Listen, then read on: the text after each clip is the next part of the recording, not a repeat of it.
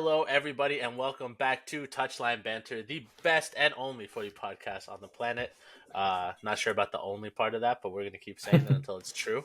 I'm your host, Ruben Dario Chavez Jr., aka Ray Chavo. With me, as always, my co-host Shayan Karimi.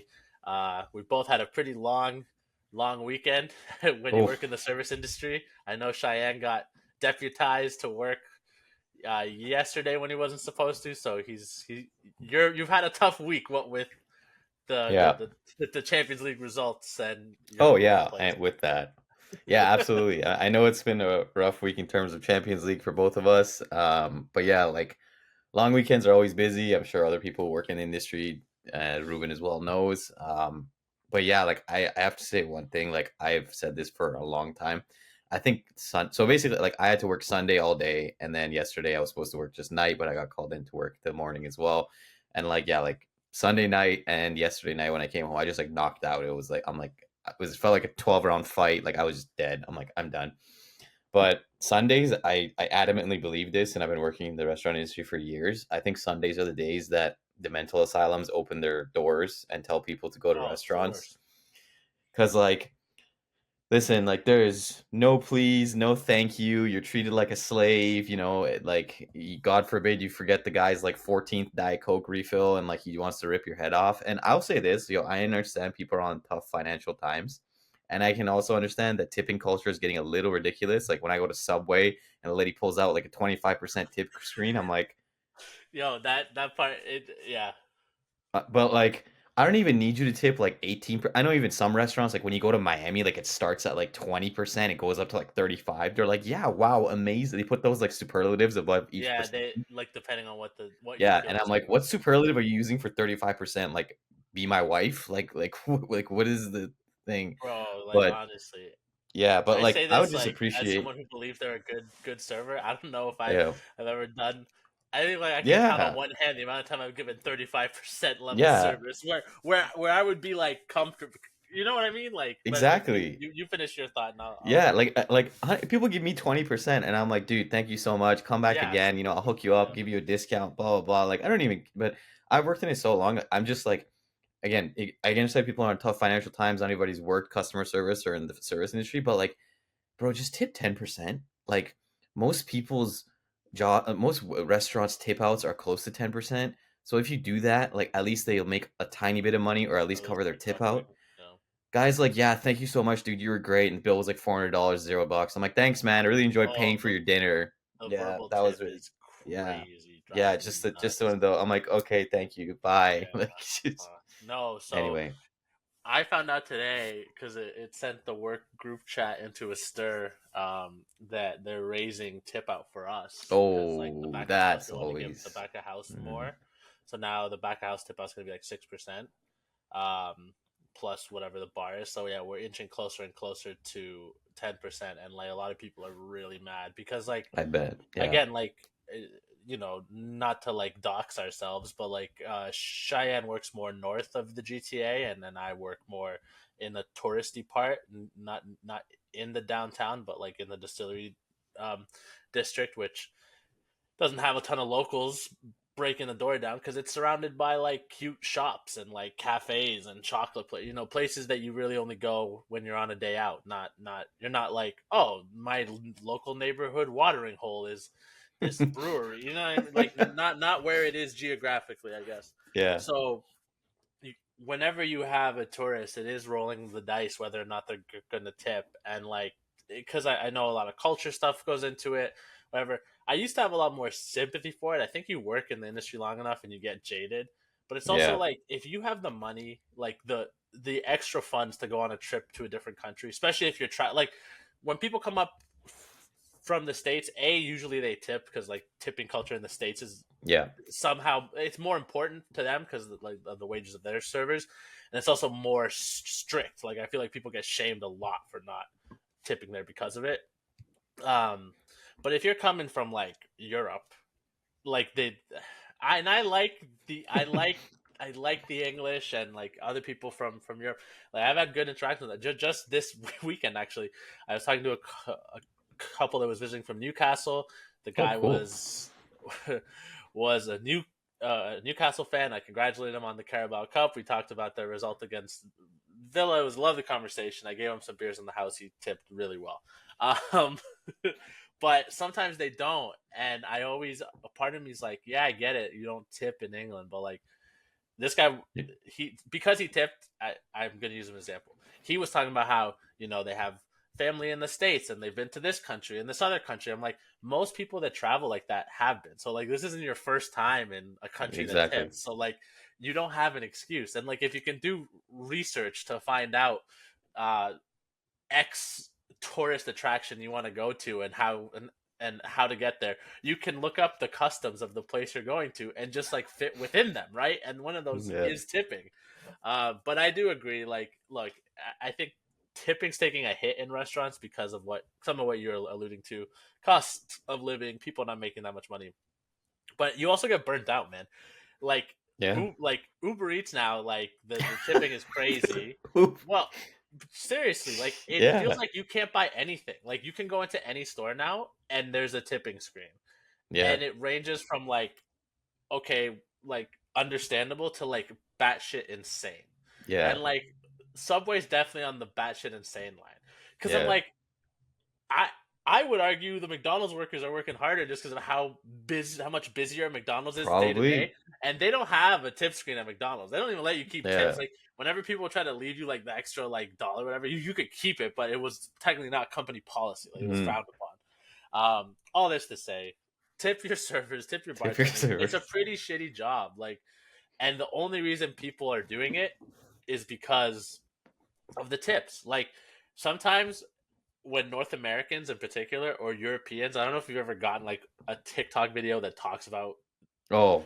tipping, and then the comments. If you look at the comments, Oh. people are like, "Well, why don't they just pay?" Like, Yeah. yes, sure. In a perfect world, restaurants would all pay people a livable wage, but Yeah. like that's not happening here. It's like we could just like let we can let Yeah. that shit go, and then.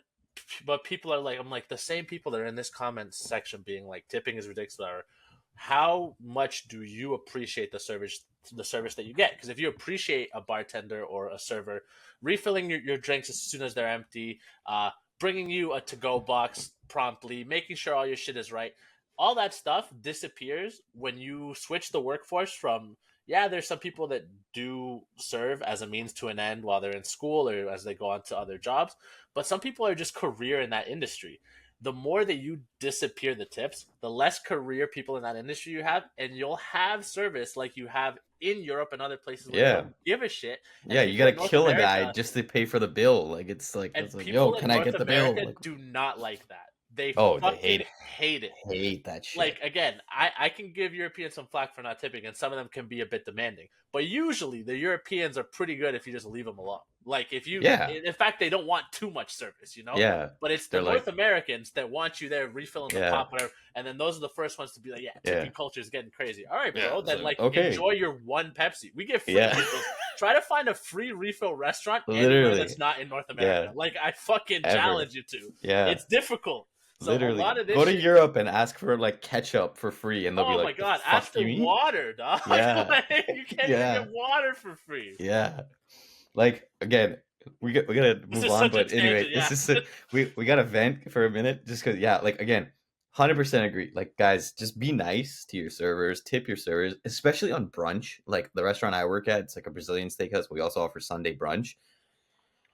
Bro, brunch is like the death of all like decency of humans. Like at least the people who come to my restaurant, but Jesus Christ, like just I'm being like hounded down and like you literally tossed around like a plate of cheese, and it's just like, bro, get me this, get me that, and the guy's like, oh yeah, like this was kind of slow, so I'm just gonna give you 10%. Like, dude, if you don't have the money to tip, if you don't have the decency to be a good human being, just stay home. Like, just to go somewhere else. Like, you don't have to. And the same with the livable wage thing.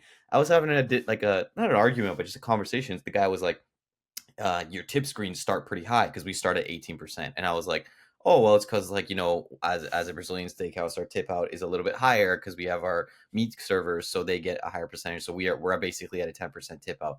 And he's like, oh, but they should just pay you a livable wage. I was like, fair. Okay. So let's just say, for argument's sake, it's like, I don't know, $30, $25, put a Yeah. number on it.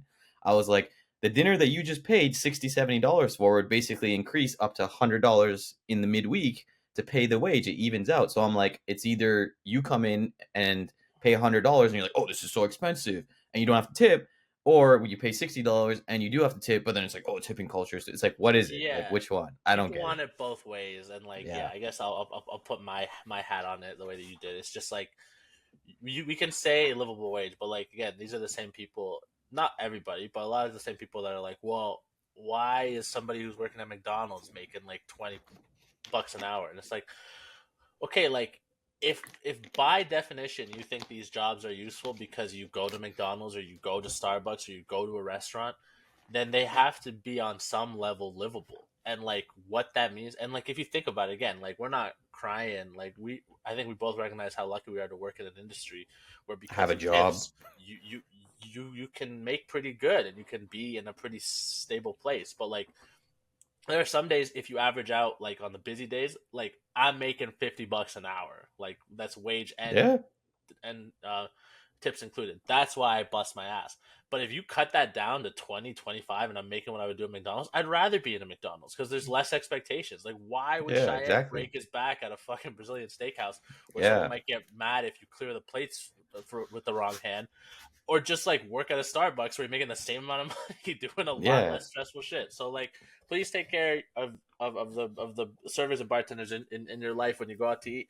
And like again, it's like Cheyenne said, times are tough. I'm not saying you have to go and fund our lifestyles or anyone else's lifestyles, but then just like order in, man. Like Domino's pizza's cheaper. It's cheaper to tip Slaps. that driver. It's good. Like fuck it. You know what I mean? Anyways, that was about a 10-minute rant on the service industry. That's Wait how till we little we. get. That's Yeah, how. Yeah, maybe it's because we're in the mood. yeah. Okay, Wait till so we get to Real Madrid. So the Champions League semifinals are set. PSG will be playing Arsenal. Inter will be playing Barcelona.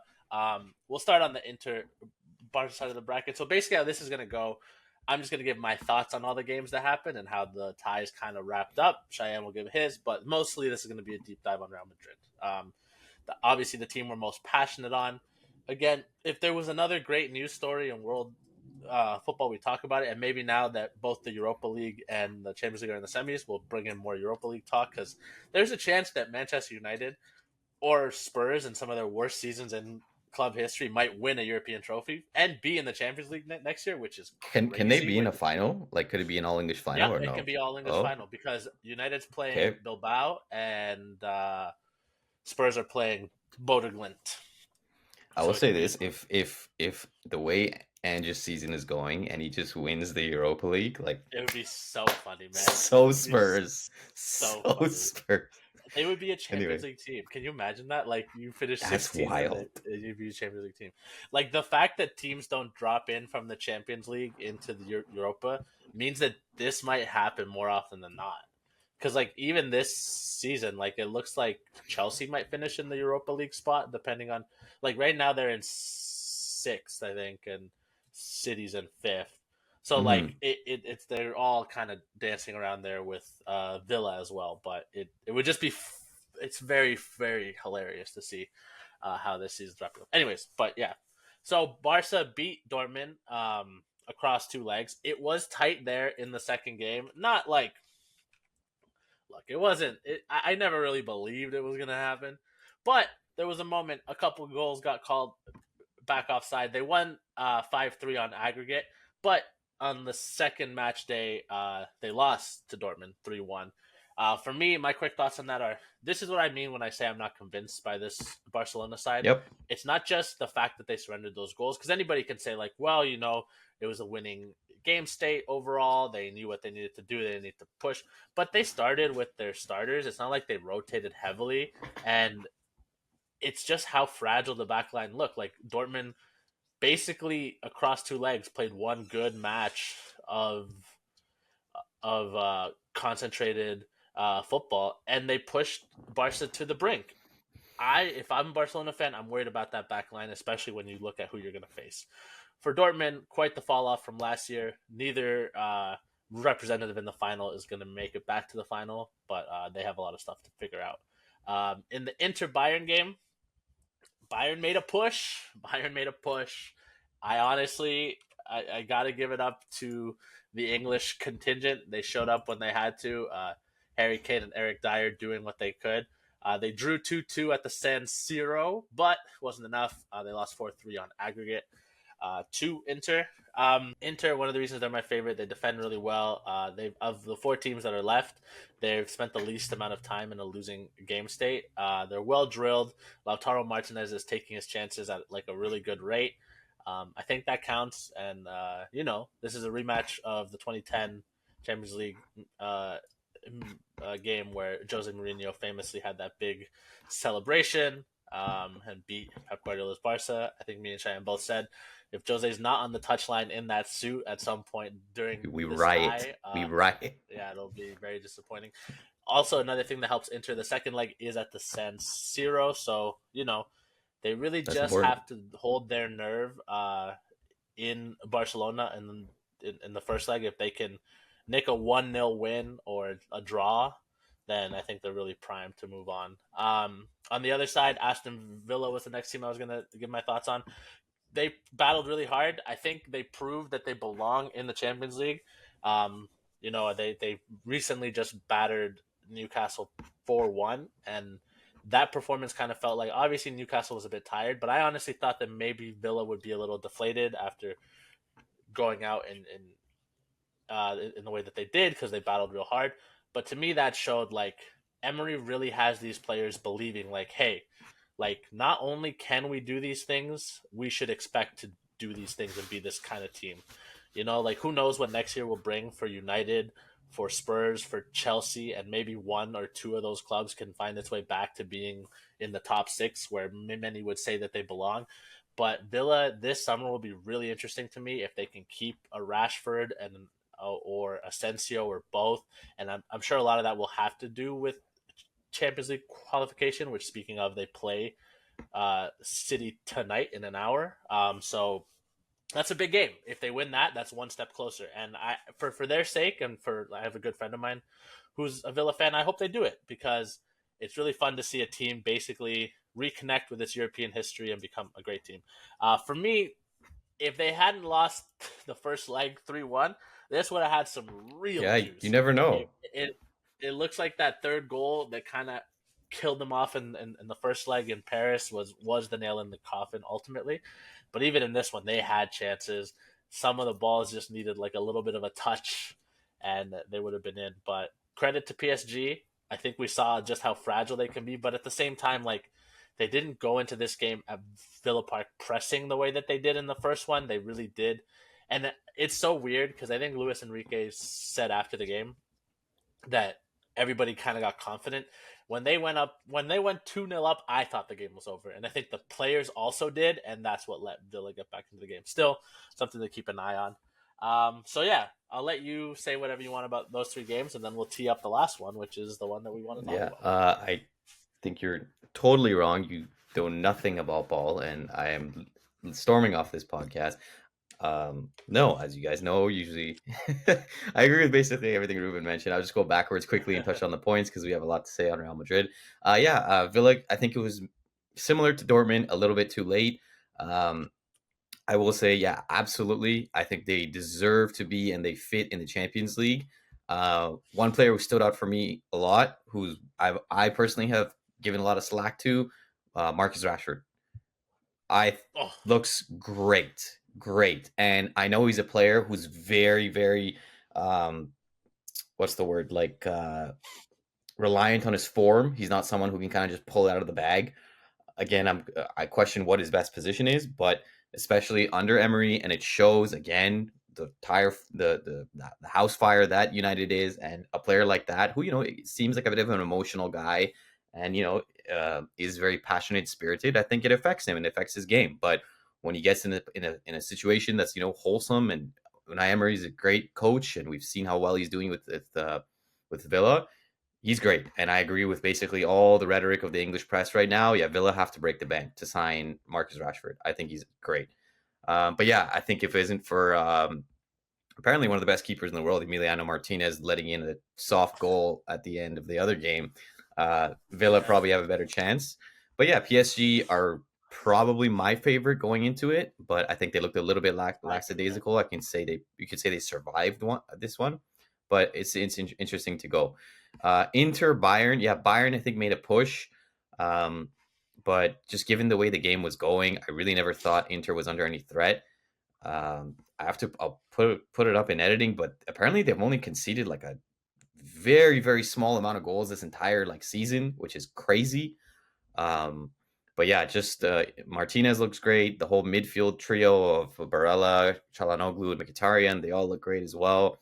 Um, and the back line with Bastoni, Acerbi, and either Pavard or De Vrij, I think it's probably the most solid back three and defensive, like just back in all of Europe at the moment. I will say this: I was watching a lot of like videos, people talking about Bayern, especially after the first leg, and I think like there needs to be like an adjusted expectation with Bayern because apparently, especially because the final this year is in the Allianz Arena, they were having an expectation that they should be there and they will make it. It's like, guys, you're not the Bayern of old, and this team needs a lot of work.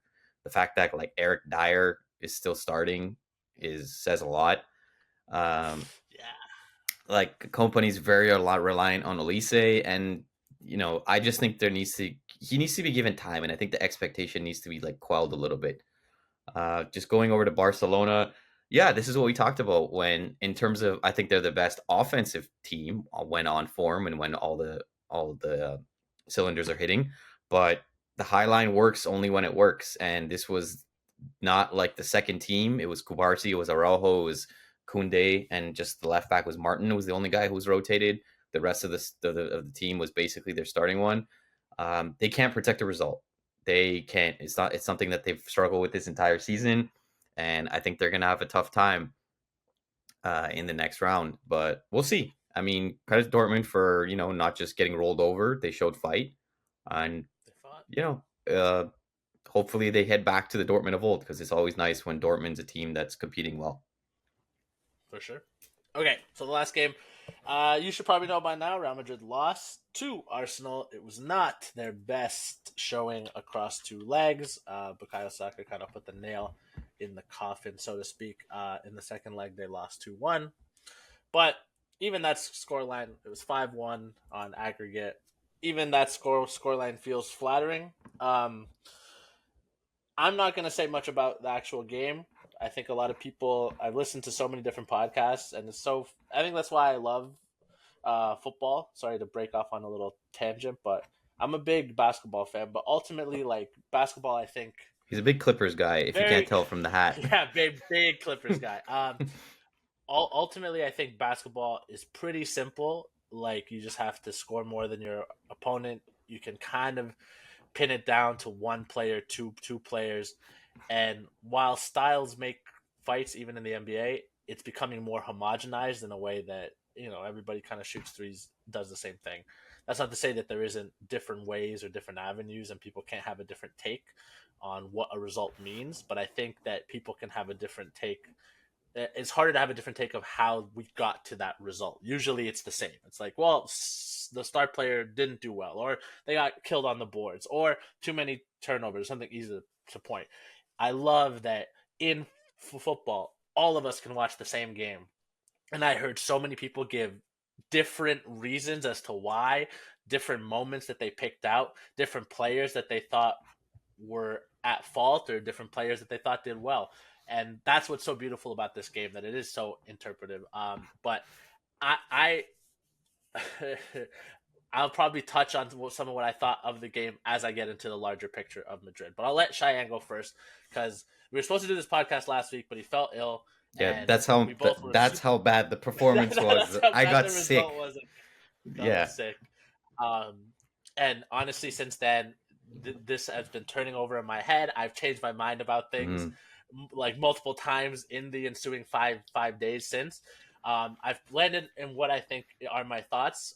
Actually, the day that I was supposed to have the podcast with Cheyenne, my dad's work was like the power went out, and it took a while. So he was just at home, and we did a deep dive, and I asked him similar questions to what I asked Cheyenne. So I'll share some of those answers here as well on his behalf because we agreed on more than I thought. But I'll let you go, Hmm. Cheyenne. Tell me. you can take this however you want. If you want to dissect some of the Sure. game, whatever. But one of the questions I did think I was going to ask Yeah. you, and you can use it as a jumping off point, is, obviously this, even though there's things to play for, Madrid fans and a lot of the pundits are looking forward to what is next for Madrid. What do they have to change, refresh? What are the issues? We're basically doing an autopsy.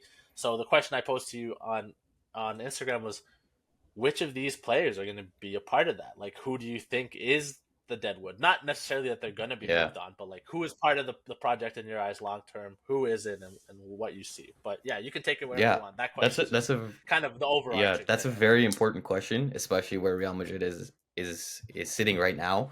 Um, Yeah, unfortunately, yeah, like I think there's a bug going around in my work, so I got sick after the game. We were also heated. Again, I think I forgot to put it up in the last episode when we were talking about the Atletico Madrid, just our chats, but we'll definitely put them up in this one because you guys probably want to see just how heated we were. And probably if we recorded the next day, it probably would have been more of like a fun episode because yeah, we were pissed. Like it was not nice. We were both reeling. But I think maybe cooler heads have probably prevailed. Some time, to digest things and think about things. Um, yeah, I think like I basically come to conclusions on most things, but just that question right there of who is part of this squad and who's going forward is something that I've kind of switched on. Um, I think I'll touch on the game a little bit. Uh, when the penalty gets saved from Courtois, I was like, okay, this is good. This is probably going our way. I'm liking what I'm seeing. And in the first like 20, 25 minutes, that was Madrid at their best in the entire leg, I would say. It was Vinny running at defenders, Rodrigo running at defenders, using their pace, Mbappe making smart runs, Bellingham crashing into the box. And it was good. And Arsenal, credit to them, they defended well. They held up the fort, and credit where credit is due. But then after the penalty decision was withdrawn for Real Madrid, which I'll basically just slightly touch on it, I think if you give the one for Arsenal, you give the one for Madrid. That's basically where I stand. And the world's weird Completely agree. because right that day after the game, I had to go into work, and I shit you not, I'm not even joking. This guy and his friend came in, and the guy was wearing an Arsenal jersey, and I was like, "Yo, are you actually an Arsenal fan?" He's like, "Yeah, man, we made it." And then he's like, "You watch?" I'm like, "Yeah, bro, I'm a fan of Real Madrid." And he was like, "Dude," he's like, "You guys got some black magic, some voodoo going on there in the Champions League. Like, we're me and my friends, we were really, really scared going into it." And then we were just talking about the penalty, and he was like, "Yeah, like the one on Mbappe is not a penalty." And basically, I was like, if you look at it, yes, he's not pulling as hard as Asensio did on Marino, but he is impeding his natural motion of jumping up. His arms are clearly wrapped around him, and that's why I was like, if you're impeding a natural motion, I think it's clearly a penalty. At the same time, there was one which they showed the replay, especially on the DAZN stream, that Odegaard is pulling Asensio, and that I was like, Yeah, that one was crazy too. okay. So anyway, some wind kind of gets knocked out of the sails, I feel like, after that, and basically Real Madrid Well, it's also that it took like 6, 7 7, minutes to yeah, do the yeah. check, which like kills all the Exactly. momentum. So there's that as well. VAR still having issues and it's still having problems of communicating. Apparently it was offside. Where? I don't know. Anyway, yeah. So it kills the momentum, just like Ruben said. They go into the second half, and the second half was just flat. Flat, terrible. Nothing can be linked up. They're crossing it in to the box when we don't have a striker. Mbappe is not a Joselu's striker. not there no Jose more. Lu is not there anymore. I would have taken Jose Lu over Mbappe. I'm not even kidding. I'm not even kidding. Check the track record. But yeah, Yeah, um, I was listening to ESPN FC after. I was listening to a bunch of different. I listened to the Football Ramble just to think about it. Me and Ruben talked about a bunch of things. To me, the first thing that came to my mind, I was like, this shows the importance of having a number 8 who is a ball controlling midfielder who can control the tempo of play, slow it down, speed it up, recycle possession like Toni Kroos or Luka Modric in their primes. Even before that, we had Angel Di Maria, who was pushed down into like kind of like an 8 role from a winger. Alongside him was Modric and Xabi Alonso. Again, we've always had midfielders either as a defensive one or as a number 8 who can control the tempo of play. We don't have that anymore. Luka Modric couldn't really do it. When he came on, he looked pretty decent, but Bellingham is not that. No matter how much I've wanted him to, I think I've come to the conclusion that he's not really that. He can do that. I've seen him do it for England, but not on a very consistent basis. But even so, I really think he's best as like a box to box crashing into the box Yeah. running in like he did last season. For me, that's the thing. It's like he could do it, and I think Yeah, honestly, if you shifted him there and you're like, "Hey, we want you to be Tony Cruz," whether or not he would like that, let's pretend we live in a world where he'd be open to that switch. I think he could do it. I think he could do it at a high level, but that's not where you get the best out of him right now. So why waste exactly. that time? In my mind, Exactly. And he's strong, he's physical. He was showing it on the pitch. I think him and I remember the other guy, but anyway, for now, I'm just going to focus on Bellingham because that was my point. He was throwing players around, maybe getting a little too aggressive, but he was putting his heart out on the pitch on there, and he was pissed, and you could see it. And this is a guy who was only second year in Real Madrid, and credit to this guy for playing his heart out. But yeah, like at the same time, yeah, because of his height and because of how well he does with getting into the box, like he's more of a 10, I would say. Um, you sacrifice a lot from his game if you try and push him into that. And we know Valverde, again, we're not saying none of these players can't pass the ball and aren't good passes of the ball, but again, he's best at high energy, box to box, winning balls in midfield, kind of just all over the place. We know what his best position is. Again, he's not that type of player. And Chouameni, who is someone, along with Camavinga, who, in my opinion, I think is an important note to touch on, and I think this goes on to Carlo Ancelotti as well, hasn't really reached the heights that I had hoped for. I think they've elevated their game, but have they reached the heights that we had hoped for as Madrid fans when we signed both of them from Monaco, I think, in Stade Rennais? So uh, I don't think so. And I think that falls on Ancelotti a bit because I don't think he's necessarily a coach who develops young players to their peak. I think he takes teams that are either in transition or teams that are ready to win and pushes them. That's no slight, like, that's still an yeah, important skill, it's right? no slight towards him, but it's something to focus on because these are players who were, someone who's been linked to Real Madrid. Apparently, Jurgen Klopp desperately wanted Camavinga, desperately wanted Chouameni, and we've seen Klopp and other coaches, for example, elevate these young players to higher levels. But to focus on Chouameni, who I thought had a great game, he is a I thought great he did really well. defensive ball-winning midfielder, but he's not a regista like Rodrigo, Rodri, sorry, for example, Yeah, or like an Andrea Pirlo, like a defensive mid who can control the play, like Xabi Alonso, if you want the Real Madrid example, or Makalele. You know what I mean? He's not that type of player. But to simplify it, that we're just missing that player, I think it simplifies the problem. I've basically come to the conclusion of what the problem is, and this is where I stand. I think Ancelotti takes a lot of the blame because we needed more tactics, we needed more drilling.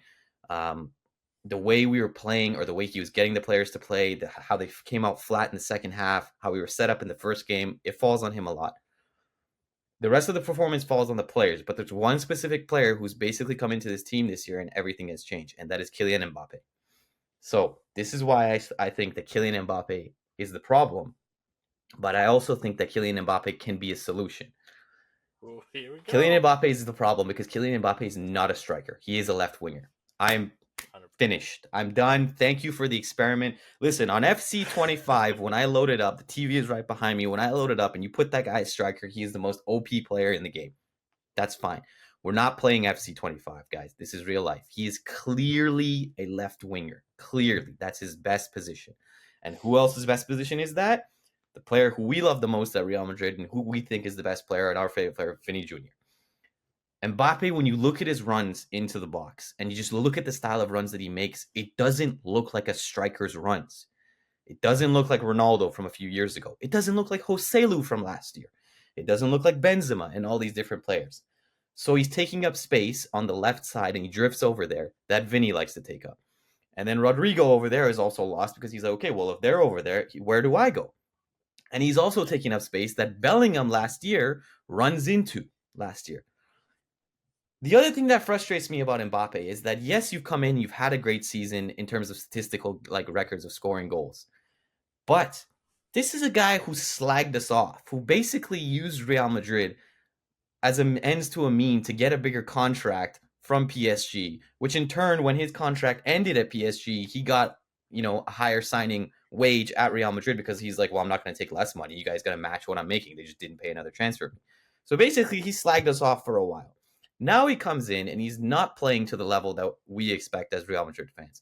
He's causing the system to basically break down because he takes up space from a player who was absolutely elite and who most of the world thought should have won the Ballon d'Or, which was honestly, Ruben is right from last episode as well. It's affected his game. Vinny has really, really been affected by that. It just feels like it has, yeah, 100%. I think Vinny is pouting because he doesn't have the Ballon d'Or. Mbappe is like, well, I want to play on the left. Rodrigo's like, well, if they're over there, where do I play? And Bellingham's like, bro, I had all this space last season and none of it's there anymore. And Cruz is obviously not there. And again, injuries to the defense and all this and that. So I'm not obviously pinning it just on him. Don't get me wrong. This is a collective effort. There's 11 players on the pitch, but there is a common denominator here that's changed, and it is Kylian Mbappe.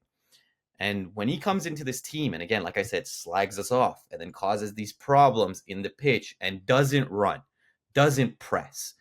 Like, I don't remember which game, but I think the City game, the second leg against City. I got to be honest. I think that is the only game this season that I've seen the front three press to the levels that they've done before and the levels that they should. I really don't think I've seen them press the way they should before. And this, Yeah, they pushed around City. yeah, They pushed them. and this falls immensely on Kylian Mbappe. Dude, Ruben mentioned it last episode. He's Fiorentino's poster boy. Dude, set the example. What are you doing? And again, yes, Vinny, take responsibility. You've been here. Rodrigo, you've been here. These are not the standards, right? This is not what we're talking about. Yeah. And then on top of that, we move over to Ancelotti. Again, I've come to the conclusion that unfortunately all good things come to an end. Football is a sport that is cruel, but it's fair, and I think it shows the truth. I think it's a very like it doesn't hide anything from you. Nothing lasts forever. Klopp's system didn't last forever. You can see right now with this season, Pep's system does not last forever. Every pragmatism and the power of friendship and vibes and all the stuff that we loved and preached about, it doesn't last forever. It's impossible. How can it? Nothing can. In football, when you have a coach with the same rhetoric, with the same voice, and you hear that, you get complacent. It's inevitable. Cesc Fabregas was on Sky Sports, I remember a few years ago, and he was talking about after the year that Mourinho comes back to Chelsea and they win again. And then the next season they basically fall off, and I think he gets sacked that season. He's like, yeah, like he gave us like 3 weeks off into the summer, like before training. We were slow to get back to training. He was incredibly everybody was complacent and we were always behind, and that's what caused us to never really find our form in time. You know what I mean? So everything gets lost in this complacency that gets built up, and you see it in a Mourinho system. It happens all the time. I think that's I will always love and I will always cherish Carlo Ancelotti for the La Decima and for all the Champions Leagues that have happened before. To me, he will always be my best coach of all time. In my opinion, that's where I stand on Carlo Ancelotti. Sure. If you want to have top three debate, that's fine for sure. I will always love him, but it's showing, and I think with a squad that has some younger players that needs transitions in certain positions, I think we need someone, whether it's a Xabi Alonso, who apparently I think this is the direction of going with, even though there's rumors of Klopp. I don't think either one of us really want Klopp coming in, given just how he plays the system. But that is one thing that I'm also questioning, because I'll put the guy's page up just because I watched the video of him. He's a Real Madrid fan. It just appeared in my feed. He was talking after the result, and he was like, "Yeah, like that really irks me." And I mentioned it earlier. Has Camavinga hit the heights that we wanted? No, he hasn't. There's so much more, and so many teams want him. He is by far the best, like tackling midfielder in the world. I think just the tackles that he can make, the energy that he brings, and I think he can do so much more. I think Chouameni can do so much more, but he hasn't hit those heights. And then this is just a buildup, right? Of when you have those players not hitting their heights, and then on top of that, with Fiorentino as well, this is something that me and Ruben also talked about. It's is there a conversation of should a new president be coming in? Again, we appreciate the shrewd signings, but how was there never a right back or another defender signed? Even a loan? All these teams do loans in January. All these teams get free signings from anywhere. We couldn't have spent like 20 million, which is nothing. I get it, the stadium, I get it, and all this kind of refinancing, but come on, we haven't spent any money in like ages. And I'll end off of this point because Craig Burley mentioned on ESPN FC, and he was like, they won with a different guard, with a different like level of players. Before it was Benzema and Cruz and Modric and Ramos and Carvajal. I can keep going. at the end of the game, and we look better, surprisingly. But there was Brahim and Endrick and someone else he subbed on. And Ceballos, okay, no, except for Ceballos. Holy shit, that guy is so bad. I'm so done. Yeah. Like he makes me mad. Like, No, I'm yeah, the with you. Arsenal fan who came in to think he's like, you guys should have started Ceballos in midfield. And I was like, dude, no disrespect. You had me on basically everything you were saying, but right there, I really question your ball knowledge. He was like, you should have put Valverde back at right back and put Ceballos in midfield. I'm like, are you insane? Are you insane? But again, where was Arda? Why did we buy him? I don't get it. Yeah. Like, it's that's what I'm saying. We looked better with those players on than with Mbappe. And again, that's just to circle back. That's why I think he has to take a brunt of the blame. He's the common denominator, in my opinion. There's a lot to digest. There's a lot more to talk about. We have a lot to say as well. Again, the questions of Ancelotti and where he stats. But obviously, I want to hear your thoughts and just what I said. Yeah, I mean, like, look, I went through a lot of those thoughts myself, and I obviously think Mbappe is going to take a big portion of the blame. The thing that I found myself, the more and more time passed from the result, I I'm putting less and less of this on Ancelotti. That's not to say I think he should stay. That's not even to say that I don't think he's at fault at all. I believe that when you look at the young players specifically and how they haven't grown in some areas and how they're being utilized, that's all on him. It's all on him because he has a choice as to whether or not he's going to play those players.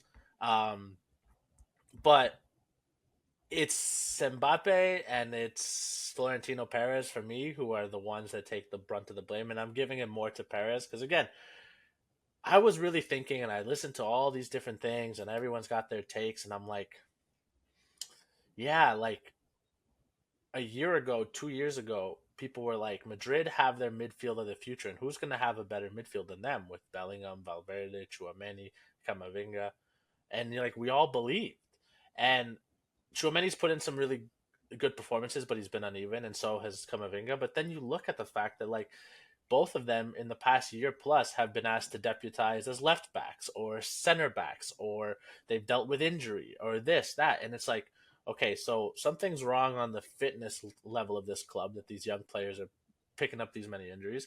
And again, that's where rotations come in. That's where you don't overload players.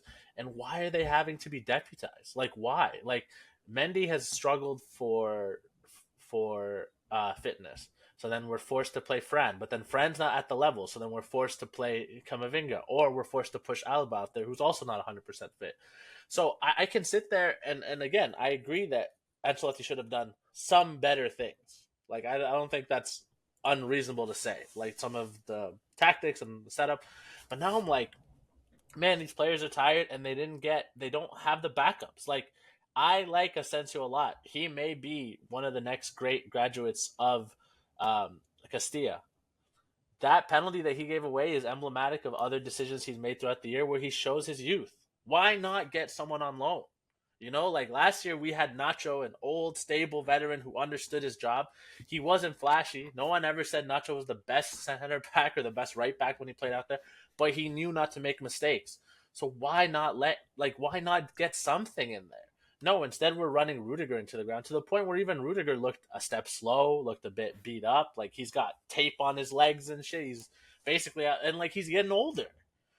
So I'm putting it on Florentino Perez, and like again, I don't disagree with a lot of what you said, so I'm not gonna like double over stuff of what you said. But I went into this, and I remember, you know, in the edit, we'll try to put up some of the messages in our chat. I said to you that question about who I think is going to be part of this rebuild.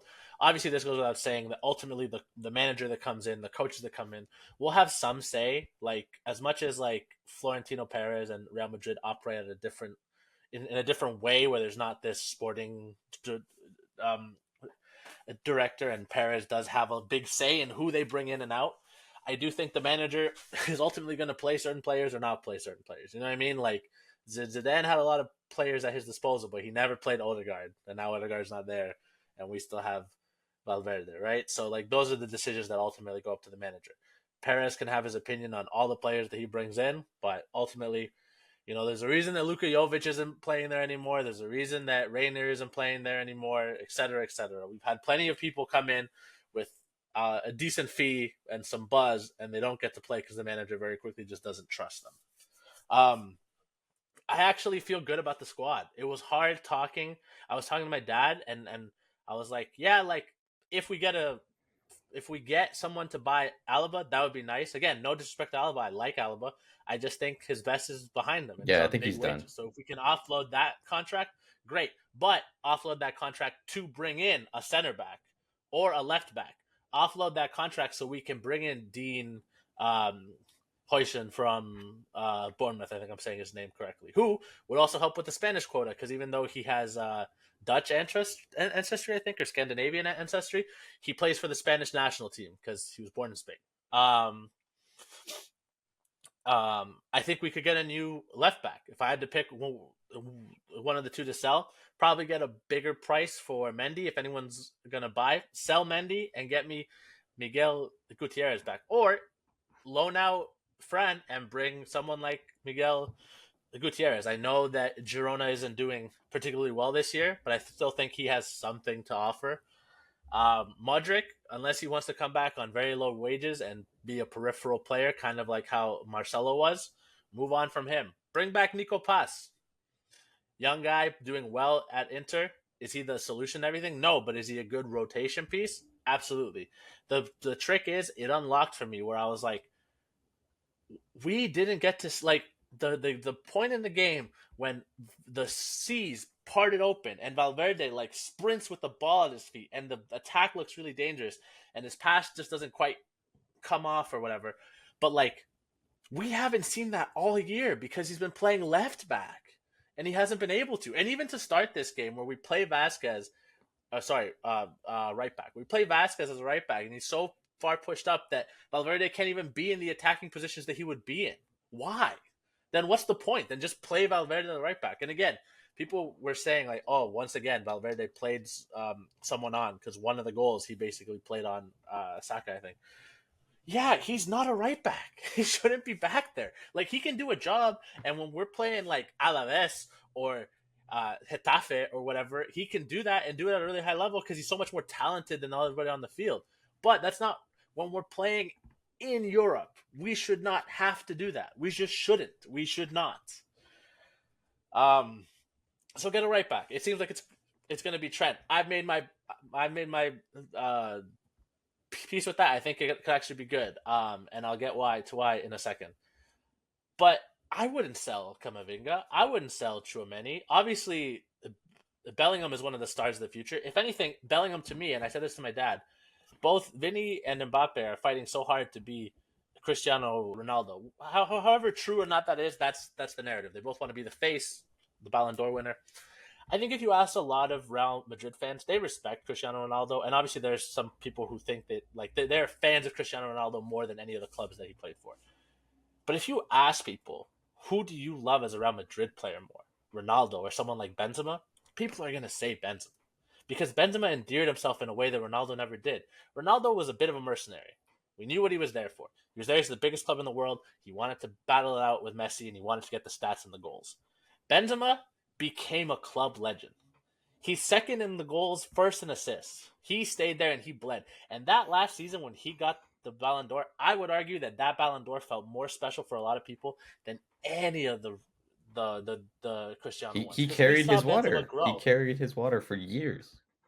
We saw Benzema grow from someone carrying water. We saw him be picked on by Jose Mourinho to being one of the best number nines on He the was planet. starting Higuain in front of him. He was starting Higuain. Well, he said, I can't win with a cat or Yeah, whatever. yeah. He win with Higuain a lot. Check his final record. Yeah, Holy shit. but all that to say, I think Bellingham is on that track. Like if Bellingham stays for the majority of his career, because of the way his first season went, because of the way that he demands a lot, he's very much like he's very frank, and he was frank before the game and after the game and everything he's talked about this season. And it's clear that he's getting frustrated at what he perceives as a lack of cohesion and plan. So they're obviously not going to leave. We're never gonna sell Mbappe. Like, not only would there be few teams that could buy him, just Perez wouldn't do it. Now, let me say this. If we could swap Mbappe for Haaland 1-1 right now, I'll bite your hand off for that. We become a much better team. Like, Haaland is a number 9. All those crosses that we put into the box, we put in 42 crosses against Arsenal. I guarantee you Haaland leaves with four goals. Because that's all. He's just in there as a big body, banging them in. And he loves to score against Arsenal. He really fucking loves to score against Arsenal. All this to say, Mbappe's not getting sold. People keep saying one of the front three are going to have to be moved on. I don't know. I 100% agree with that. I'm still on the fence. I do think if one of them will be sold, it'll be Rodrigo. Do I think that's fair? No. But if they sold him to get like a true right winger or to open up some more playing time for Arda, sure. Like, it sucks. I like Rodrigo. I would rather sell Mbappe, but I'm just talking about the realities of this club. I wouldn't sell Brahim because he seems to enjoy being a piece off the bench. And if you get a manager who rotates more, then Brahim can be a guy who plays more in the Copa del Rey and La Liga and all these competitions that we want to win as well. Arda, obviously, again, it's like, is the new manager going to use him or not? If he is, keep him. Rotate, let him grow. If he isn't, loan him, let him grow with an option to buy or, bring him back when he's more ready. And I feel the same about Endrick. Endrick is one of the few true number 9s we have. Rotate him, let him grow, let him play, let him find his level. Because when he's out there and he can do something special, he looks pretty good.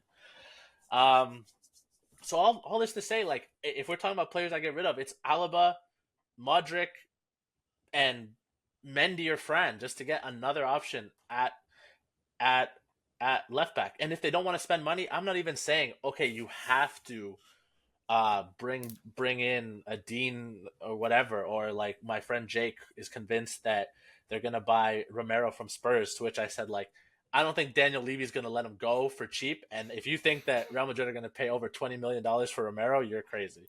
He's like, oh, but this, that, and the other. I'm like, it doesn't matter. Like, they wouldn't pay too much for Lenny Yoro. And like Lenny They Yoro's got wouldn't pay way more time. 30 to 25 to 30 million for Laporte to cover Militao's injury because they're like, he's 30. Yeah. Apparently, they're linked with this Lukeba kid from Leipzig.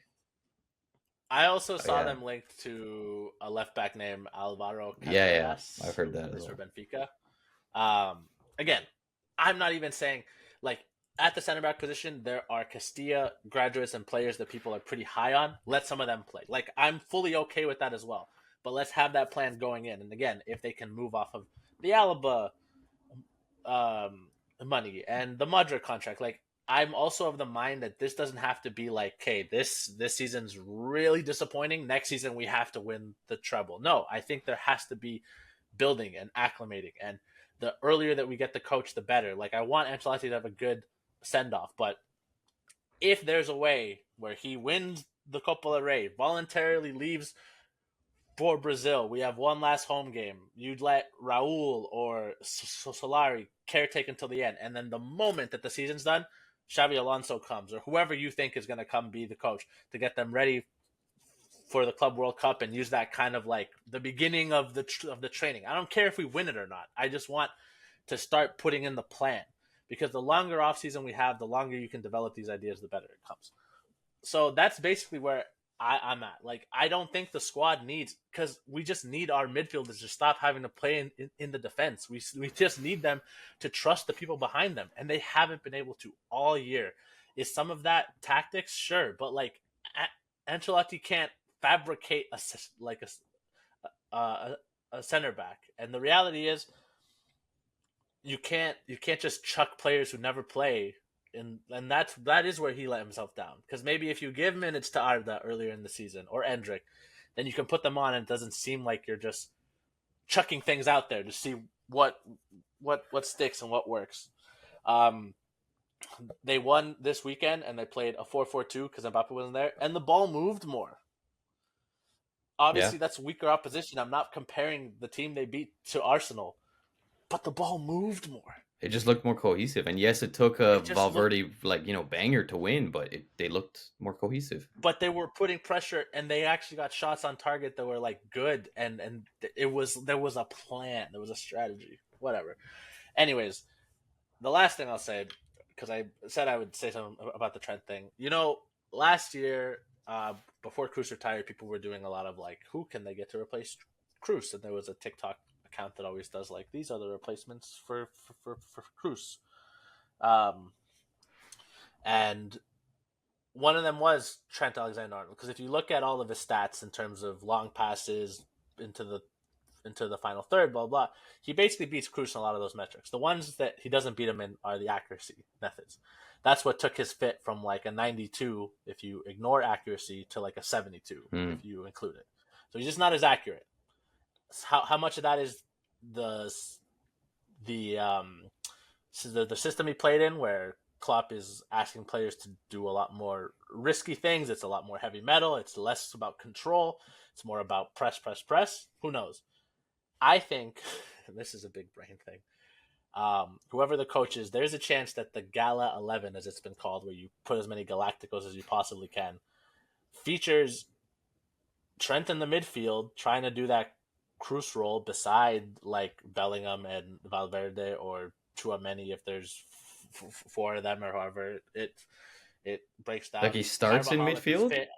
Yeah, Okay. and then you put Carvajal as a right back, and the defense will probably be fucking Asensio and Rudiger because we still won't have bought a center back, and then Mendy. But then up front, like it depends on if you want to do a 4-4-2. Because in my mind, if you did that as a 4-4-2, you put Trent as a left mid, Chouameni at the base, Valverde on the right, Bellingham through the middle, and then Vinicius and Mbappe with Carvajal, Asensio, Rudiger, Mendy. Or ideally, if he's healthy, we put Carvajal, Militao, fucking Rudiger, or we bought a really good center, whatever. But I do think there's a way that they try to force that into the starting 11. And I think ultimately that's where I do think some tough conversations will have to be had. Maybe this team can exist with Rodrigo, Vinicius, and Mbappe, but I don't know if the new manager is going to say that they necessarily all have to be on the pitch at the same time, and if they all have to be on the pitch at the same time for every game. I think game plans are going to have to be made more specific to the matchup and to the team that we're playing. And if there's a chance we're going to get overrun in the midfield or that we need more defense, then 4-4-2 it is. And one of you is going to have to start on the bench and be an impact sub. And then we'll see how much you really want to be here and how much you love the team. Yeah. But I'm not ready to rule out the fact that the three of them can play on the front three together. Maybe it just takes a new voice. But I was pleasantly surprised when me and my dad were talking that we both kind of agreed. Like, there's three players I would move on from. Everybody else, I'm either. So it was Modric, it was Alaba, and the last one was Mendy or Garcia, right? Yeah. Yeah, just like because we need a new left back, I think. But like again, who knows? Like if they can get healthy and in a new system. Yeah. Left back is lowest on the priority for me. Like we need a center back yesterday. Like we just need an option because again, you're basically going into next season banking on a player in Militao who's ruptured both ACLs, Rudiger who's getting older, Asensio who just had his first senior year on the team, and Alaba who is also getting older and coming off ACL injuries. So I would like someone with two working and functioning ACLs that has never been injured. Like that's it. I don't think it's a crazy ask, but Yeah. I think you made a lot of good points. There's a couple of things I want to touch on. You mentioned, and I think it's been said that all three of the front three are trying to be Cristiano, or at least Vinny and Mbappe are trying to be Cristiano. None of them are Cristiano. I don't think none of them ever will be Cristiano. I personally, I do agree with your point that he's kind of like a mercenary and he doesn't really hold places in the hearts of Real Madrid fans as other players do. I think for some fans, they love him a lot. I was always a Real Madrid fan first. Like, as I've said, the first time I ever watched them was the Galacticos. My dad put it on TV. It was Raul and Ronaldo and Beckham. And he's like, this is the best team in the world. He's like, yeah, exactly. He's like, this is the best team in the world. They play in white because they're the best and blah, blah, blah.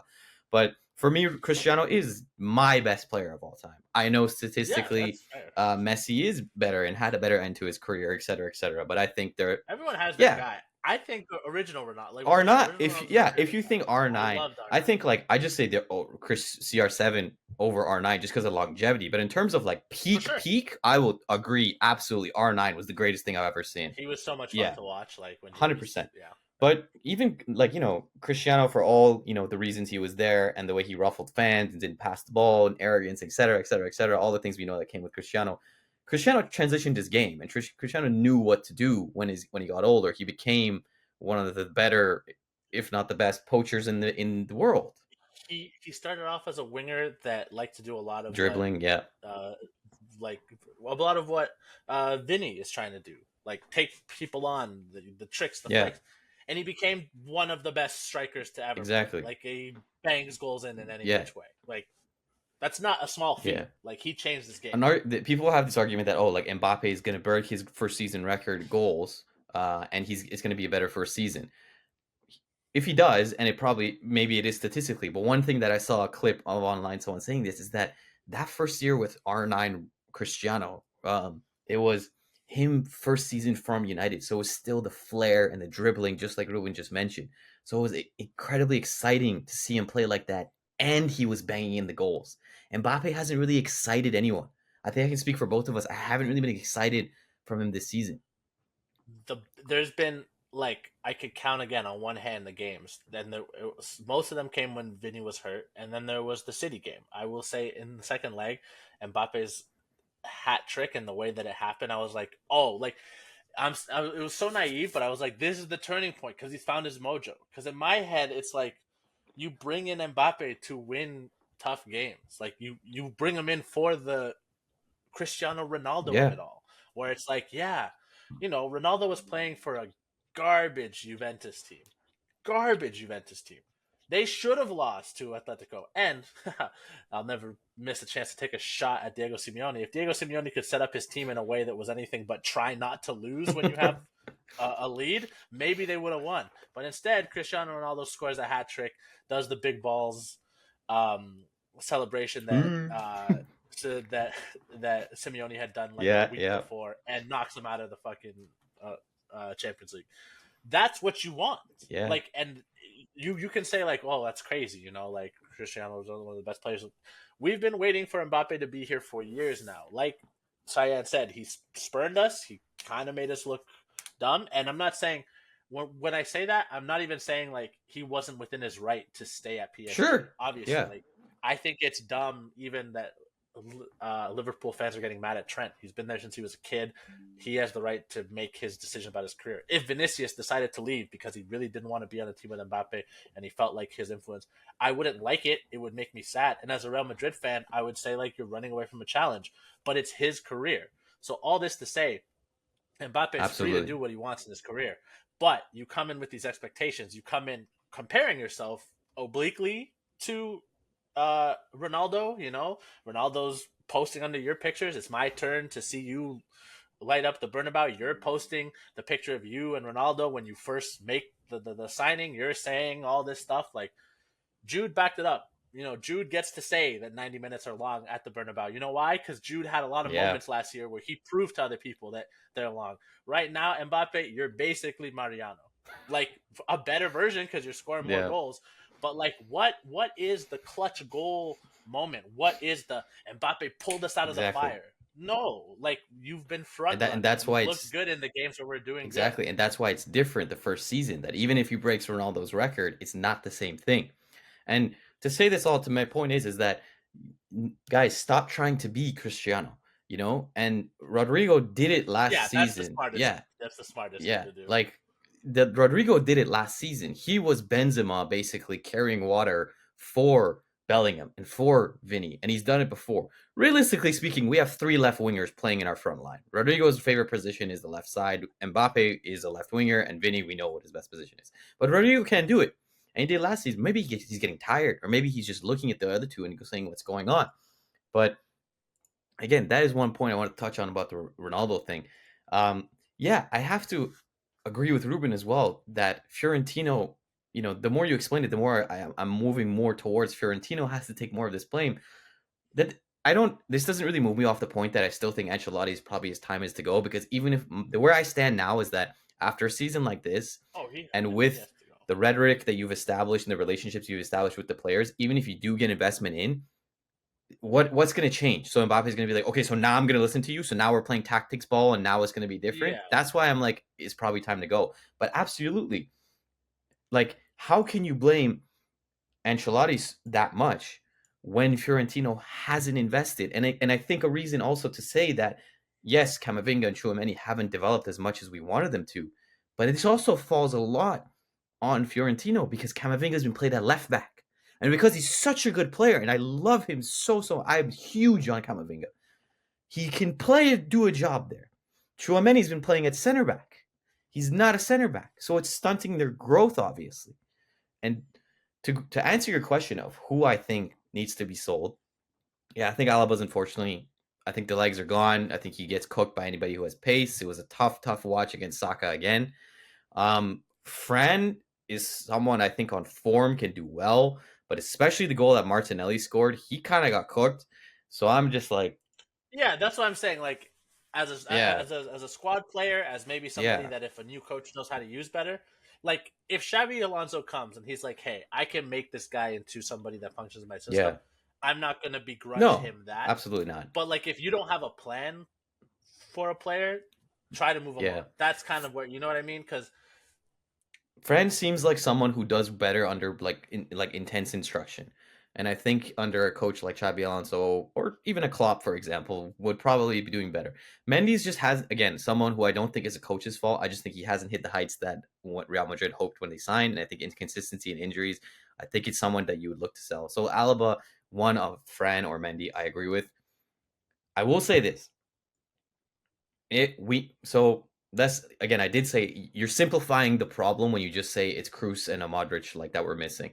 But if we're looking for that type of player in the midfield, for example, I would listen to like the argument and I'm open to it to say that based off his current form and what we've seen from him, I'm not saying that he can't hit bigger heights.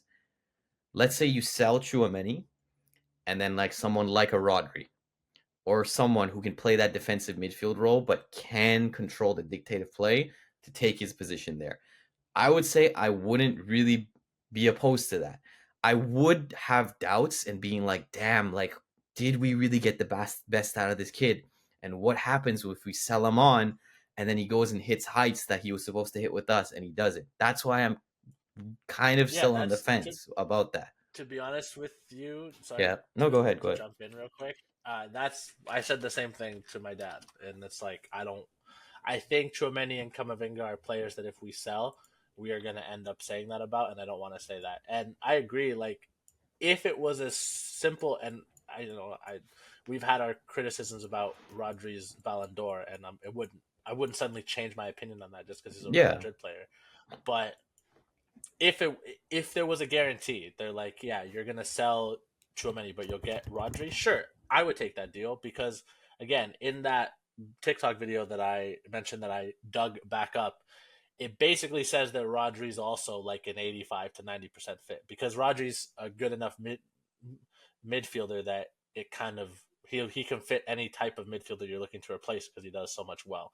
Um, I will say, like, I don't even my big brain thing is maybe we don't need a 1-to-1 replacement there because Trent is going to make those passes. He's just going to be in a You different would position, think. so you Yeah. can afford to have someone a little less creative that can just be more of a shield. You know, Casemiro wasn't Yeah, like that exactly. Yeah, for we a long saw time. it. That's a very good point, and that's why I agree with that as well. That if Trent, whether on the right or whether in midfield, however they're gonna, there's only 11 players that can play. So that's also my question here: is that someone's gonna have to sit, whether it's like Rodrigo For or sure. whether it's fucking even Bellingham or someone, or even like Chouameni or Camavinga or anybody or one of the or someone else of the front three. Someone's got to sit. So however way they do it, we've seen it. Absolutely. It's a very good point to make that we saw Casemiro never, he was never a ball playing midfielder. He was the defensive shield, always like winning tackles, incredibly high energy, strong.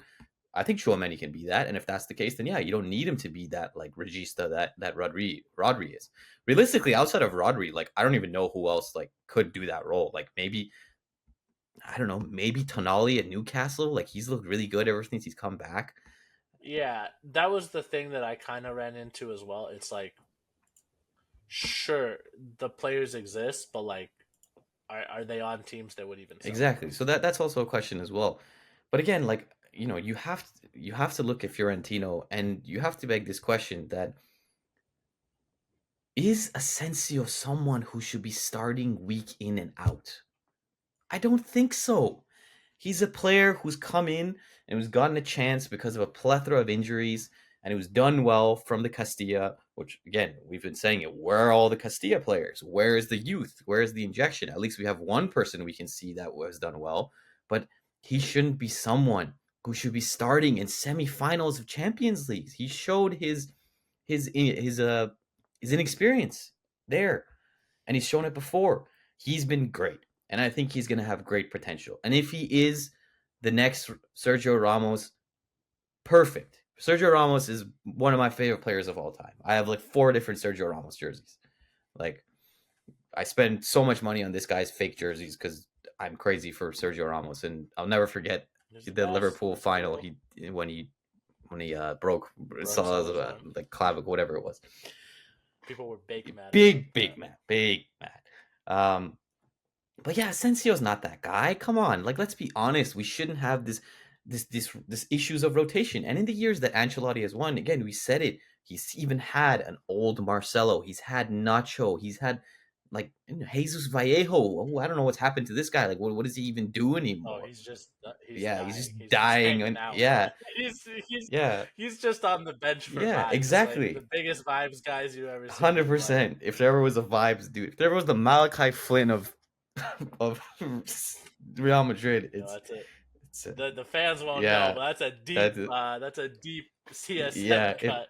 For those who don't know, we had a friend at our sports college who thought that Malachi Flynn on the Raptors was an NBA industry plant. So, um, That but okay. yeah, we went from like a back line of I'm not even saying this myself. It was said by on ESPN FC again. I think it was Craig Burley. He was like, when Real Madrid won the treble, I think it was the 2017-18 season, in like the jerseys with the purple stripes or whatever, again against Inter. Yeah. Juve. That was the best team in the world because you had Marcelo, Sergio Ramos, Varane, Carvajal, Casemiro, Cruz, Modric, Bale, Benzema, Ronaldo. Tell me a player who would push any of them out of that position. And I mean that's how good the team was. You had players on the bench like Isco Exactly. and And and yeah, Asensio were who did a they job never when they came in. Even Mariano, that was and again, you had Nacho and you had cover. Yeah, and for someone like Zidane, who won with those teams, who's very very similar to Ancelotti in his setup and in the way he coaches teams. He's also a pragmatic, but he had backup, he had rotation. Again, I do think Ancelotti has to take the blame, but again, Fiorentino has to look at himself and say, did I do my coach, like, did I put him in the best position to win? Did I offer him the best amount of rotation and the best amount of players in the squad to do their position? I don't think he did. The last point I'll end on is that whoever comes in, and it's looking like Xabi Alonso. I'll quickly touch on Klopp and why I don't really think he'll fit. I think he's a great man manager, and I think he's a player. again. I'm gonna Yep. interject to say this one's gonna be a Oh long yeah. one, and I hope you guys stick with us because we're giving you free content. 100%. So just Yeah. enjoy that. Yeah. But yeah, Enjoy it. continue. Enjoy it. This is knowledge we're spewing. But Exactly. So yeah, quickly on Klopp, we could talk about yeah, Klopp. quickly on Klopp, I'll just say that he's a great man manager, and his system, when it's firing at all cylinders, works. But there's 2 or 3 issues that I will bring up. Number one, he needs constant refreshing of the team. You cannot play that system and play that high energy and run that many kilometers with the same players after 3 years. Basically, their life cycle is up and they've run into the ground and need someone else in. Number two, as much of a man manager as he is, I think walking into Real Madrid and getting players like Vinny and Mbappe and Bellingham and all these players, not saying that they wouldn't do it, but to be like, okay, run, I think they'll be like, sure, but like, why should we? And 3, when you look at his records in finals, it's pretty ass. And that's not just a Real Madrid thing. Like, Well, again, I'll give him a pass on that because he did he faced Madrid with Liverpool yeah, twice. there was He lost Bayern. the one in Like, there was one against Bayern. Dortmund. Yeah. Yeah, So he beat Spurs in the finals. I'm gonna pass. But anyway, if it's Xavi Alonso, my point is that I am so tired. I'm so done with this stupid. This is why I'm saying Mbappe is also not a striker, because you see in the game he's just doing these little like 1-2 dink, one like L1X, like in as if in FC 25 you're playing like back and forth, like he's trying to like get his like get a run in with Vinny, and they're just all crowding in space, and there's no cohesive. There's nothing, like there's nothing is going right. So I'm so tired of that. Whoever comes in, and it needs to be drilled in that they need a new system and they need to play a different way. And I don't want to see any more of this little 1-2 dinks and trying to get past like players. No, that doesn't work. And for God's sakes, Arsenal, it wasn't even a tactical masterclass.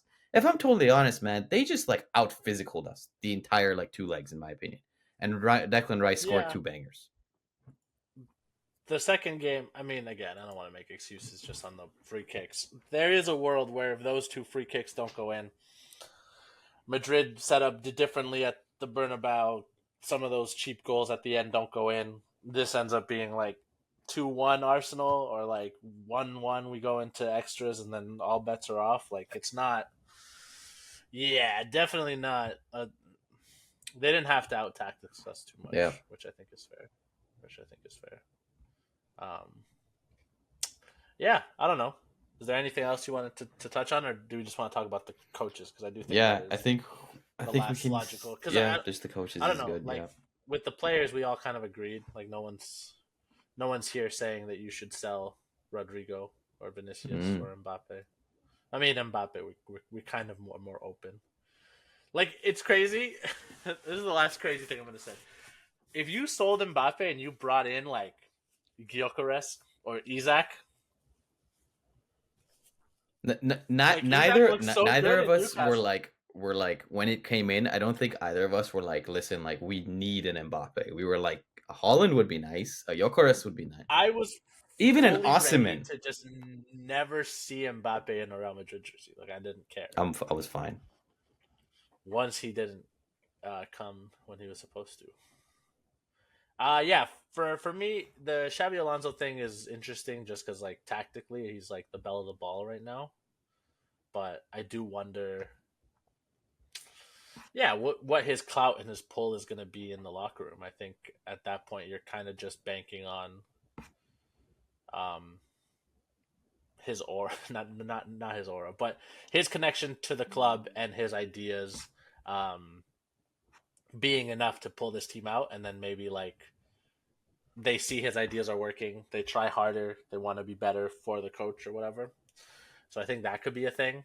Um, but I people think it's going to be like a cure all, and I don't know if it will be. I don't think so. I think it'll take time, more time than people are willing to give, probably. And with Klopp, yeah, man, like the record in finals, the fact that I just don't think he kind of does better as an underdog. Like, and I mean that like derogatory, I guess, in a way, because like when you're the top dog and everybody's coming to get you, you have to have a certain mentality. And we talked about it kind of obliquely with the Pep Guardiola stuff, where it's like, oh, like Pep's not used to people being against him. Pep's not used to like the tide turning in terms of like people don't like his shtick, like they don't like his thing right now. You know, they think he's doing poorly. Whereas Jose Mourinho was always good at being the villain, and he relishes it. I don't know if Klopp could be the villain. I don't know if Klopp has never coached a team where people are like, "You're the bad guys." You know what I mean? Like at Dortmund, they're kind of the plucky underdogs to Bayern. And then at Liverpool, like they're a historic club. They're one of the few clubs that we've said that can say they're as big as Real Madrid, or at least like that it's not that much of a step up. But even them, like because of their history that where they went so long without winning the Prem, they're more a European club in the sense that they've won Champions Leagues during that time of not winning the Prem and stuff. But like they're not expected to win the Champions League. Like they're not expected to win a trophy every season. If they play good, attractive football and are in the mix for everything, I think fans generally give them a pass, right? That's not going to fly at Real Madrid, and The personnel is something I do worry about. If they could play his brand of football, I'll tell you who would be happy though: Bellingham, Valverde, Camavinga, those kind of guys with like endless legs and effort. And who would not be happy is Mbappe. Mbappe and maybe Vinicius, depending on what his mindset is. But yeah, I don't think there's an obvious answer for coach. That's the part that scares me the most. That we're gonna get rid of Ancelotti, which we should do because I think his message is wearing thin. But we're gonna get rid of him, and then it's gonna be like picking up the pieces with somebody who isn't a perfect fit.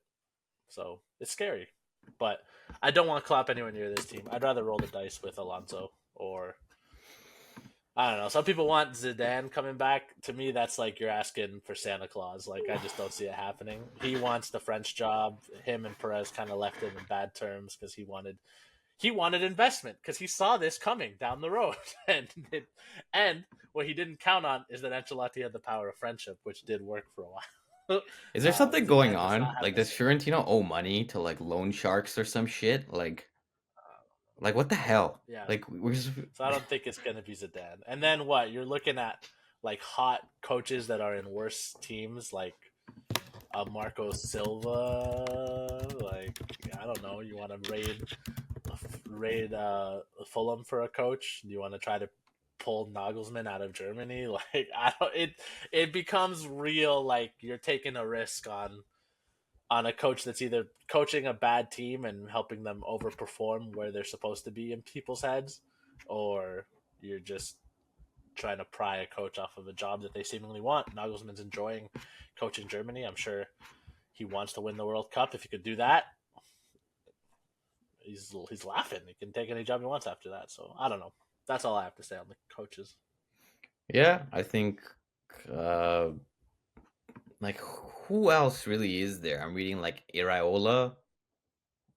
Iraola is a coach that gets mentioned Yeah. quite a bit. Yeah, Apparently Michel from Rayo. Yeah, yeah. Girona. Yeah, Like yeah, but again, but the fall off this year was pretty yeah, steep. the fall off is steep, and then again with the players in the locker room, I think honestly, I think we're just it's we're wasting time. It's going to be Xabi Alonso. I think this Klopp thing is just for media and press. The guy is unwanted, like some Yeah, I don't time believe it off. at all. Man, again, Klopp. Basically, I'm about to make a wild proclamation on this pod at an hour and 20 minutes Mm, in. Um, if Klopp comes to Real Madrid, we are the biggest club in the world, and that's proof. Like no one can say we're not because this is a man who has said, "I don't want to coach in a country where I don't speak the yep. language." Going to a country where he doesn't speak the language.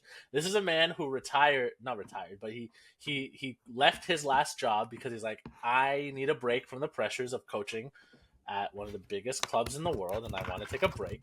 He took a job at Red Bull to be like a sporting director, helper person, like somewhere in the backroom staff, which is not as much pressure as being in any other more visible club.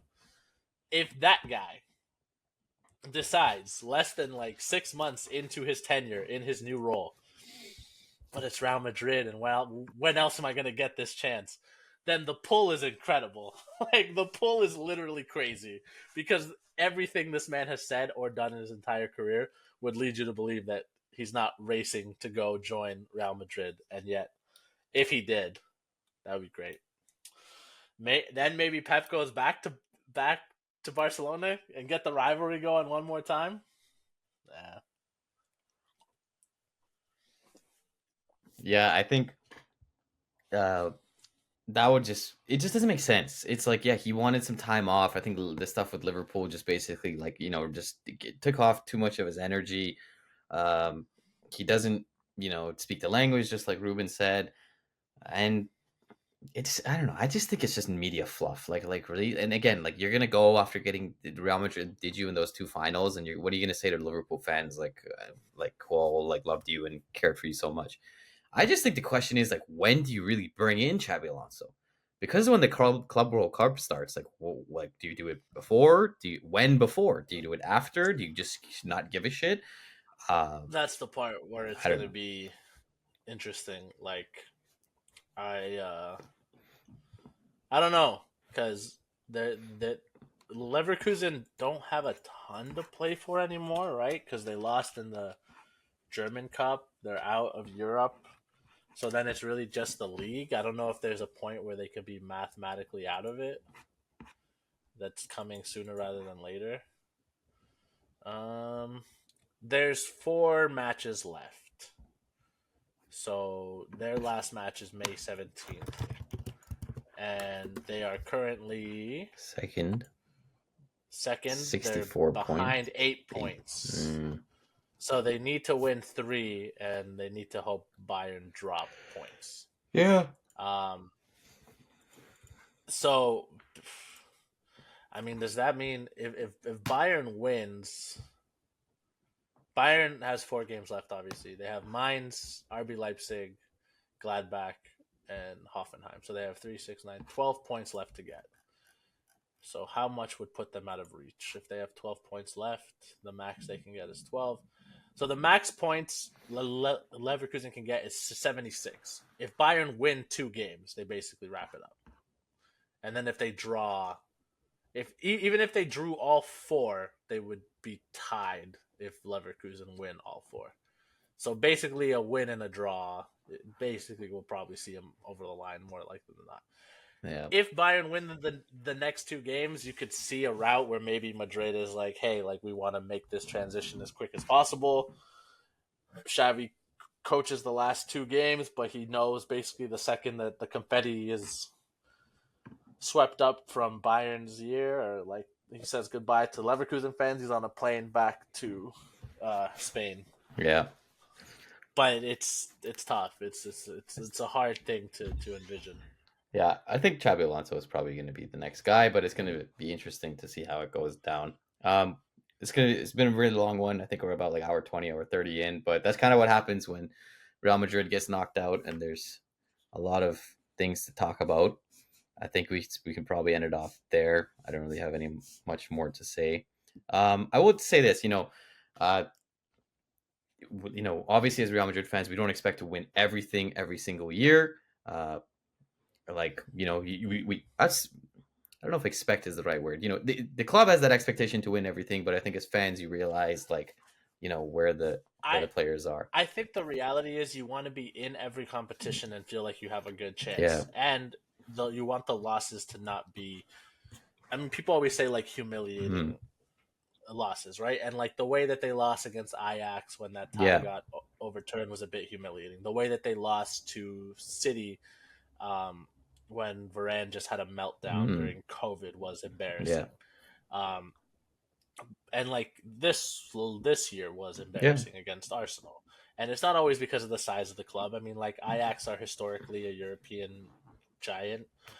City have been in the middle of their best time as a club ever, and it still felt embarrassing to lose to a club that people say is the best because of the manner of the defeat. And then this Arsenal one again, I think it's knee jerk for people to say like, well, you lost to Arsenal. I understand they don't have a lot of success in Europe, but like they are still a good team this year. They are well coached, and Arteta has done a lot to make them a really competitive and good team. So for me, it becomes like the manner of the loss, and it's just that they looked kind of lifeless at times, and it looked like there wasn't. There was no cohesiveness. There was no life. There was no system. Yeah. I'm never gonna say I'm okay with like losing the league to Barcelona or losing the Copa del Rey to a Barcelona or to a Sociedad or to an Atletico Madrid, but if we play and we play our best and their best just happens to be better on that day, I can handle that. Like it sucks. I'm gonna be mad about it. I'll be upset about it. We're gonna hit the pod or we're gonna message each other and be like, "What the fuck went wrong? Like, can you believe so and so did this and not that?" But like, it's an implicit understanding that we're not going to win everything every year. But we want to see competitiveness. We want to see a team that could challenge. And I think if we're all being honest with ourselves, for the last 2 months, 3 months, we've been waiting for signs to see that, and they've just never come. Right at this point, if we win the league, it would be kind of a small miracle because it would mean that we won the Clasico and Barca drop points and we go basically flawless the rest of the way. Things that could happen, but I'm not betting my house on it. And same with the Copa del Rey. Like I'm nervous for the Copa del Rey Saturday. this Saturday, yeah, because we could win. I don't think Barca are unbeatable. Will we be a consistent enough team throughout that game to win? I'm more nervous than I have been in a while about that. So, but honestly, the fact that Mbappe's hurt and might not play could work in our Yeah, favor. Like, I'm sorry to exactly. say that, but like, Exactly. if we play the 4-4-2 and Jude's in the middle, Yeah. like I could see some magic Yeah. happening. Jude loves pissing off Barcelona, so Yeah. Basically, the point I was trying to make that Ruben, move forward on or explain more on it was that, like, next season, I think Real Madrid are going to come back. I think they're going to be so much hungrier. I think they're going to be so much better. Usually, you see it from Real Madrid when they have an off year. The next year after is at least a sign of improvement from young players, or they come back a lot stronger out of the gates. And I think that's going to happen. And you know, the, the thing is, it's like it's when you're a fan of a club like this, or like when you're a Lakers fan, like Ruben is, or when you're like a Yankees fan, or uh, anywhere else, you know what I mean, like Celtics or whatever. When you've won these many championships and you won these things, like the expectation is always so high. So when one year when it's like you're still in the cup final, we could still win the league, and yes, you have a very poor showing in the Champions League. Like this is the reaction that comes with. That's why it's like tough. Like sometimes I'm like, what if I was just like a Bournemouth fan? Like would life just be easier? Like I don't know, but you know what? That's this is the path that I chose. this is the path you've And chosen. I'll end it with this. There's always silver linings in life. In the worst situations, there's always like a positive that you can find. We could be Spurs. They have 18 losses on the season with their most recent one the other day. And you know what? They could still win the Europa League. Man, football is crazy. I think that's basically all I have to say. Ruben's camera is having some focusing issues. It can't handle all Yeah, the knowledge we're I throwing. don't know how this Yeah. the last 20 minutes of this Yeah. podcast. I might just We'll just put put a like a picture, picture yeah, of of something, Ruben or something. a Yeah. picture of Yeah. me in front of it It's to say okay. like, but I don't want to Yeah. re-record No, no, this no, it's shit. all good. Yeah. It's I all think we can end off cathartic. there. We hope you enjoyed. We hope you liked it. This is the stuff, that we like to talk about. Obviously, as Real Madrid fans, it's going to be a longer one. And yeah, with the Champions League coming into the nitty-gritty, even with Real Madrid out, we're going to do a lot of long ones. It's a lot of interesting things to see. How is Arsenal going to do against a team that has a cohesive attack in PSG? How is Barcelona going to do against Inter with such a strong defensive line? Lots of things to talk about. Probably Honestly, the Europa League is actually exactly, going to yeah. be So we'll do a lot of more deep dive, big episodes as well. especially if it's a Yeah. United Oh, Spurs that'll be final. Oh so my good. god. But yeah, it's not just gonna be long ones on Real Madrid. We hope you liked it. We hope you enjoyed. Like, subscribe, share with your friends. Ruben, anything else you want to Oh, say? but the next episode will definitely be a classical episode. Oh, Just want sorry. everybody Yeah, to be yeah. This prepared is the for that. last Like, one, and then and then I think we're done. I mean, I think because what the Champions League does pick back Yeah, up next next week, week the as week well, after. right? So yeah, So we'll try to get two episodes recorded in one go. We'll do like a 30-minute to 40-minute yeah, one on the and then we'll classical, and then do we'll preview some of the Champions League games so that it's not all just one thing. 100%. We've just made that plan right now, but yeah, we have to Yeah, talk about the we're classical. sorry, but yeah, we hope you enjoyed. It's like We'll get back with the content again. Trust us, it's not all Real Madrid. Thank you so much for watching. On behalf of Ruben, myself, we'll see you on the next one, guys.